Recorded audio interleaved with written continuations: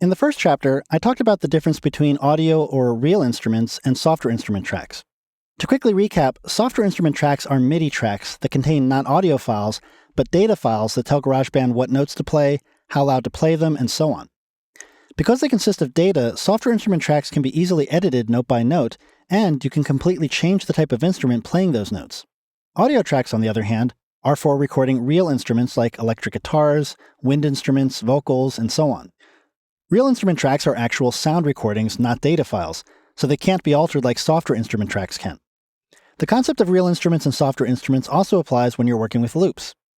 For instance, if I look through the piano loops over here in my browser, and let me just raise up the height of the lower pane so we can see more of the loops at once, you'll notice that the loops are colored either blue or green. And just like I previously mentioned, blue tracks like this one, or this one,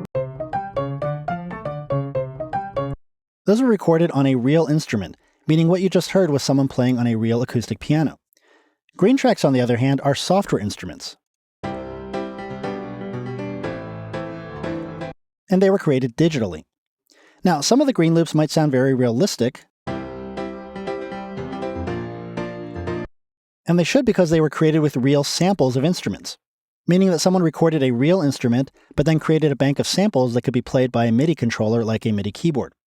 Now, when somebody creates a sample of an instrument, like a piano in this case, they actually create individual recordings of all 88 keys separately. Not only that, but they also have to record each key multiple times to get the sound of the key being played softly, or with more force, or with the sustain pedal being held down. So once these notes have all been sampled and collected into a MIDI bank, those notes can all be triggered by a MIDI device like a MIDI keyboard. So the advantage of recording a MIDI piano over just miking a real piano is that if I make a mistake on a MIDI keyboard, like if I hit a G when I meant to hit an A, all I need to do to fix it is to drag the note to the right place. If I'm recording myself live, I have to play the music perfectly. Now, of course, there's something to be said for playing your music perfectly, but there's also something to be said about quickly getting your song idea down without having to worry about perfecting your performance right at that moment. I'll be showing you how to edit MIDI tracks in the next chapter, but it's important to know that when you're working with loops, real instrument loops can only go onto real instrument tracks. So if I create a real instrument track, I can open up my loop browser again, and I can drag a blue loop onto that track.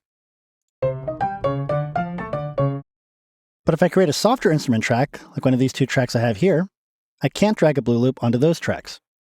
Notice I see this message that says, not an audio track, drag green Apple loops here.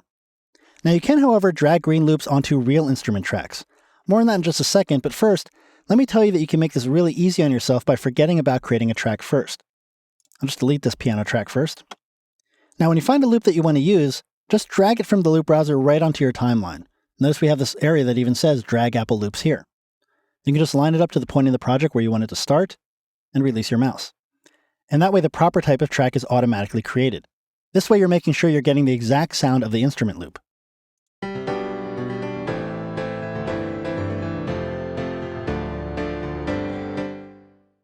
If you want, though, you can drag a software instrument loop that's already in your project onto a pre-existing software instrument track, like I can move this up to the electric piano track, and that loop will take on the sound of whatever instrument is selected on that track.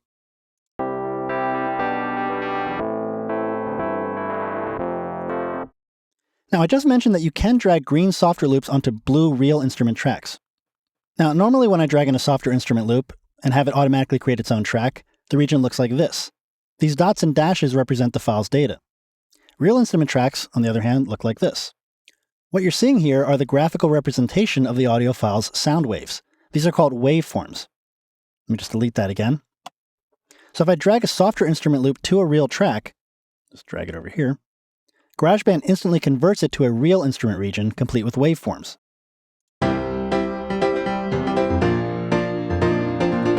Now, why would I want to do this?